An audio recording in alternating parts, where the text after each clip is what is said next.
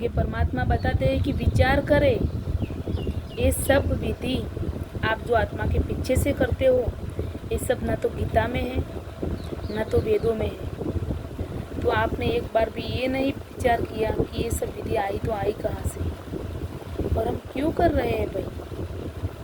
पिंडदान करना आत्मा के पीछे से सब करते हो, ये कहाँ पे लिखा है। आत्मा कहते हैं कि विचार करें, उपरोक्त शास्त्र विधि पितरों के द्वारा बनाई गई है, न कि वेदोस्त या भगवत गीता के आधार से। और परमात्मा ने आगे बताया है कि श्री विष्णु पुराण के तृतीय अंश के अध्याय 16 के श्लोक 11 में पुष्ट 214 पर 214 लिखित है कि क्षीर मेघ सफाना यद्रोष्टमाविकमेवच मार्ग च माहिष चेव वर्जयेच्छा कर्माणि।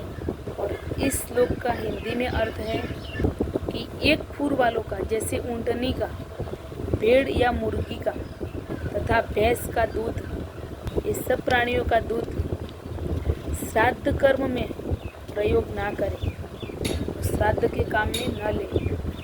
और वर्तमान 2006 तक सर्व व्यक्ति सब श्राद्ध करते थे तो भैंस का दूध ही प्रयोग कर रहे थे श्राद्ध में, जो पुराण में ये सब वर्जित है, और जिस कारण से उनके द्वारा किया गया श्राद्ध कर्म भी व्यर्थ हुआ भाई। और श्री विष्णु पुराण के तृतीय अंश अध्याय 16 से श्लोक 1 से 3 में पुष्ट 213 पर मांस द्वारा श्राद्ध करने से पितृगण सदा तृप्त रहते हैं भाई। देखो एक ऐसा सब है, देखो परमात्मा ने श्लोक का हिंदी में अनुवाद करके बताया है भाई। आप सुनिए कि मछली, खरगोश और सुअर, काला मृग और नीलगाय, पेड़, इस सब के मांस से, गौ के घी दूध से पितृगण एक एक मास अधिक तृप्त रहते हैं भाई। और वाघृणस मांस पक्षी के मांस से सदा तृप्त रहते हैं। श्राद्ध कर्म में, श्राद्ध करते हैं क्रम में परमात्मा ने बताया है कि गेंडे का मांस, काला शाक और मधु अत्यंत प्रसन्न और अत्यंत तृप्तिदायक है।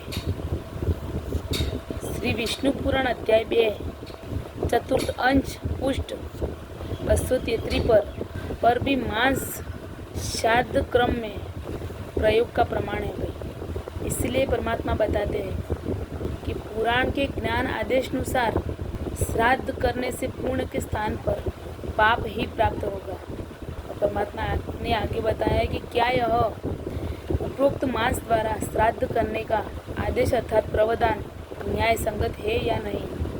और इसीलिए पुराणों में वर्णित भक्ति विधि तथा पुण्य साधना कर्म शास्त्र के विरुद्ध है, जो लाभ के स्थान पर आपको हानि कर देते हैं।